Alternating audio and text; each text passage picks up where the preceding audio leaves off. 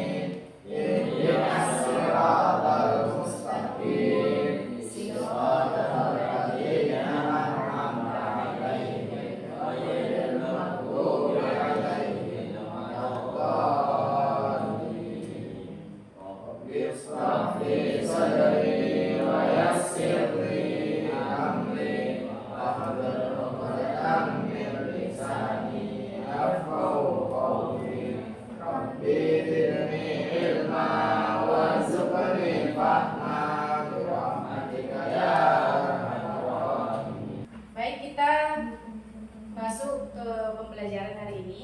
Sebelumnya kita sudah membahas tentang adab bertetangga dalam Islam. Oke, hari ini pada pembelajaran kali ini kita akan mempelajari tentang adab bertamu dan menerima tamu. Tentunya kita sudah pernah bertamu ataupun menerima tamu, ya kan?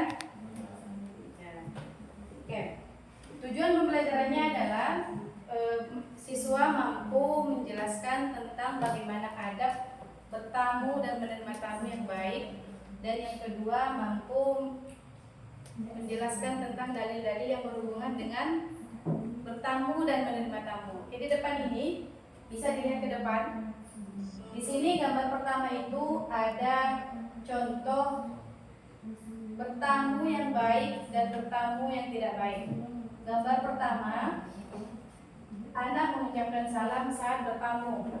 Ini contoh yang baik atau tidak? Baik. Nah, ketika kita ingin bertamu, kita harus mengucapkan salam terlebih dahulu. Oke. Gambar kedua, anak masuk tanpa izin, masuk rumah orang tanpa izin. Itu merupakan sesuatu yang tidak baik ketika bertamu. Gambar ketiga, tuan rumah menyambut dengan ramah. Nah, ketika datang tamu disambut dengan ramah ini merupakan contoh menerima tamu, bertamu yang baik. Oke. Gambar kedua, di sini ada gambar tentang menerima tamu yang baik dan tidak baik. Gambar pertama, tuan rumah menyambut tamu dengan ramah, mengucapkan salam dan mempersilahkan masuk. Jadi ini adalah contoh bertamu menerima tamu yang baik. Contoh kedua, tuan rumah menawarkan hidangan ataupun minuman ketika ada orang bertamu. Ini juga merupakan contoh bertamu menerima tamu yang baik. Yang ketiga, tuan rumah sibuk sendiri. Nah, dalam gambar ini tuan rumah tidak memperhatikan ataupun mengabaikan tamu, maka ini adalah contoh tidak baik ketika menerima tamu. Oke. Pengertian adab bertamu dan menerima tamu. Yang pertama, adab bertamu. Adab itu yang sudah dijelaskan sebelumnya adalah tata krama atau perilaku yang baik ketika seseorang berkunjung ke rumah orang lain. Itu yang disebut dengan bertamu. Islam sudah mengajarkan umatnya untuk bertamu dengan sopan agar tidak mengganggu kenyamanan pemilik rumah. Nah, dalam Islam itu sudah diajarkan bagaimana tata krama kita ketika kita bertamu ke rumah orang. Dan yang kedua adalah adab menerima tamu. Bagaimana, apa pengertian adab menerima tamu tersebut? Adab tadi adalah tata krama ataupun sikap seseorang baik tuan rumah dalam menyambut serta melayani tamu yang datang. Menerima tamu dengan baik merupakan salah satu akhlak mulia yang dianjurkan oleh Islam. Nah, menerima tamu juga merupakan sesuatu yang dianjurkan oleh Islam. Adapun dalil tentang adab menerima tamu dan bertamu, boleh dibaca?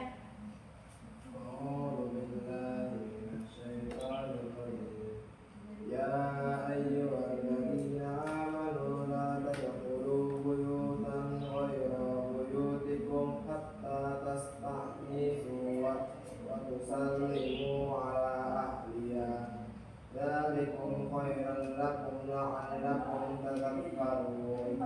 Yang artinya, wahai orang-orang yang beriman, janganlah kamu memasuki rumah yang bukan rumahmu sebelum meminta izin dan memberi salam kepada penghuninya.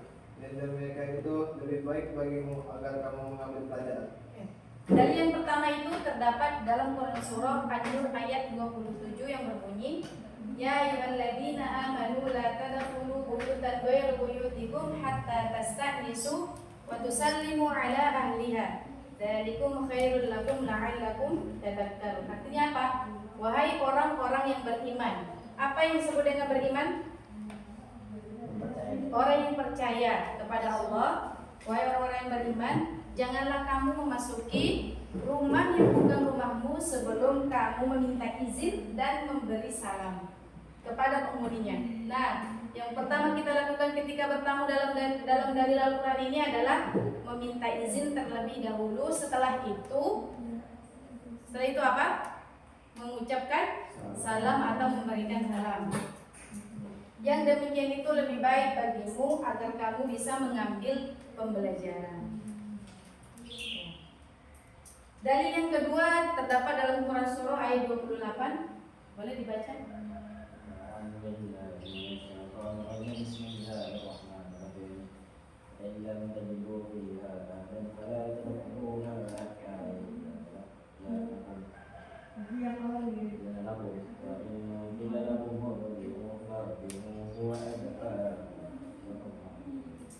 Yang artinya, jika kamu tidak menemui seseorang pun di dalamnya, maka jangan masuk sebelum mendapat izin. Dan jika dikatakan kepadamu, kembalilah, maka hendaklah kamu kembali.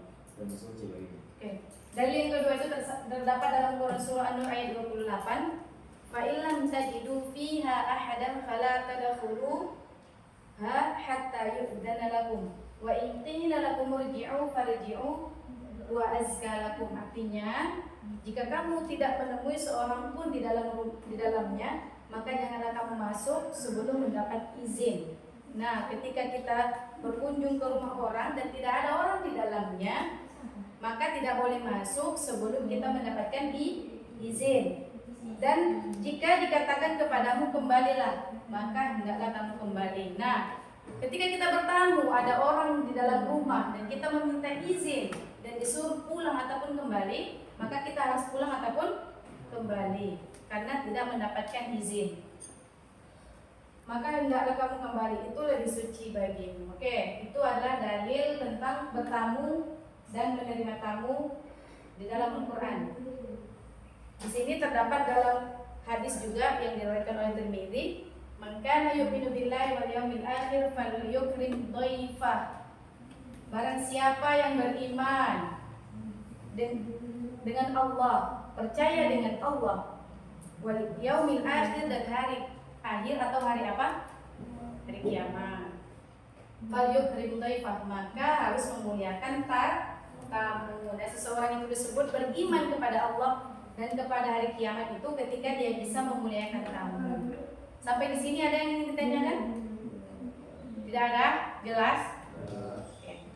Lanjut, adab bertamu. Apa saja adab bertamu? Tadi dalam hadis itu sudah beberapa adab yang disebutkan tentang adab bertamu. Ini tambahan, adab bertamu itu yang pertama berniat baik.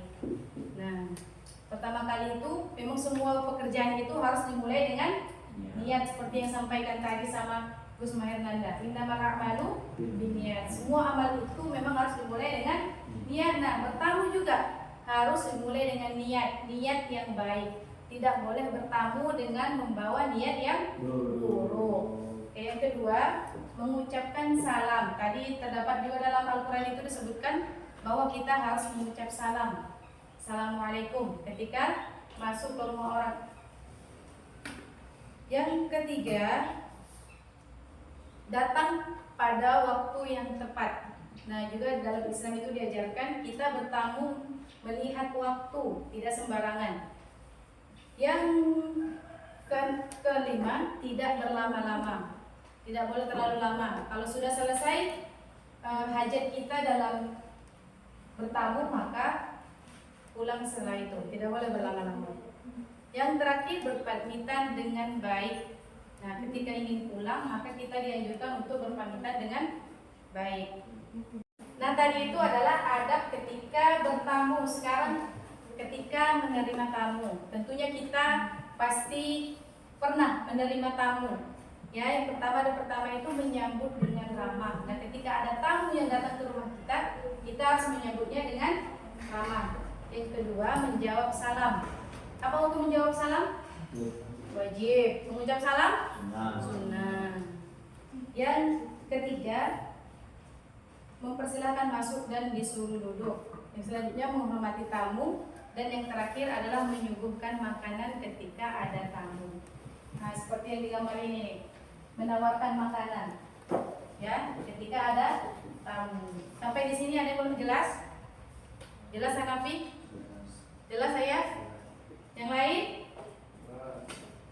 Kalau tidak ada lagi yang ingin ditanyakan, selanjutnya kita akan mendiskusikan tentang ada bertamu dan menerima tamu.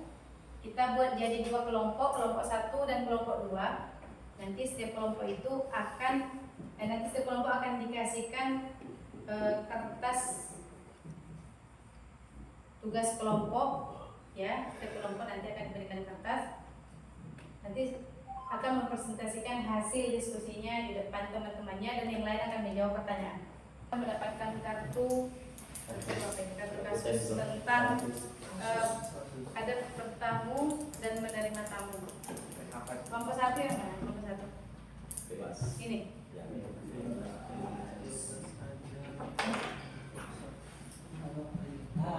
Kelompok 2 ya.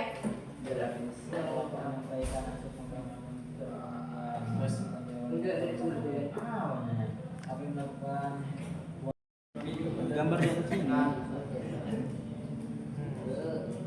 tentang cara menjimat kami. Sudah.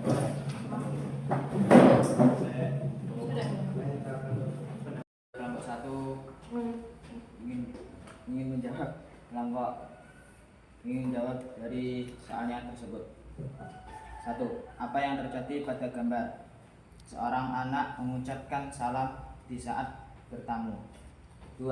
Apakah perilaku tersebut sesuai adab Islam? Tidak sesuai karena masuk rumah tanpa izin, tidak sesuai adab bertamu dan dapat mengganggu privasi tuan rumah. 3. Mengapa perilaku tersebut baik atau tidak baik? Perilaku yang baik karena menyambut tamu dengan rumah adalah bentuk memuliakan tamu yang dianjurkan dalam Islam. Dari diskusi kami, apakah ada yang ingin ditanyakan? Kalau tidak ada yang ditanyakan, mungkin ini saja yang dari kelompok 1. Itulah hasil diskusi kelompok 1.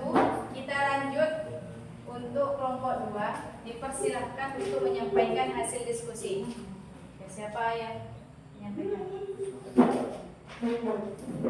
Saya dari kelompok 2 ingin menyampaikan hasil diskusi kami yang untuk menjawab pertanyaan ini. Pertanyaan sebagai berikut. Apa yang dilakukan tuan rumah kepada tamunya? Jawabannya adalah tuan rumah menyambut tamu dengan ramah, mengucapkan salam dan mempersilahkan masuk. Yang soal kedua, apakah hidangan yang diberikan harus mewah? Tidak perlu mewah, cukup dengan menyuguhkan hidangan dengan ikhlas.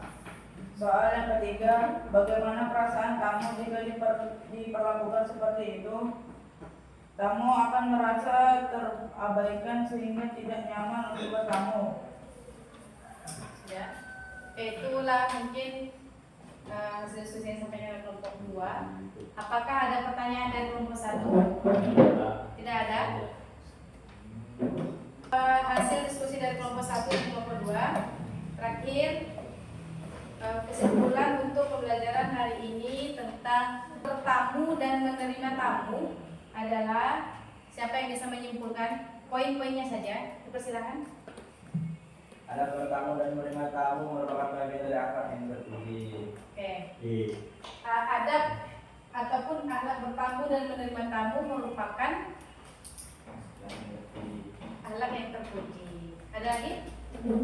Adab bertamu dan menerima tamu adalah cerminan akhlaknya seorang muslim. Yang ditanyakan? Ada yang ditanyakan? Jelas semuanya? Jelas. Ya, sampai di sini mungkin pembelajaran kita hari ini. Ada yang ingin ditanyakan? Tidak. Ya, jelas semuanya? Jelas. Kita tutup dengan doa yang akan dipimpin oleh ketua kelas. Dipersilakan ketua kelas.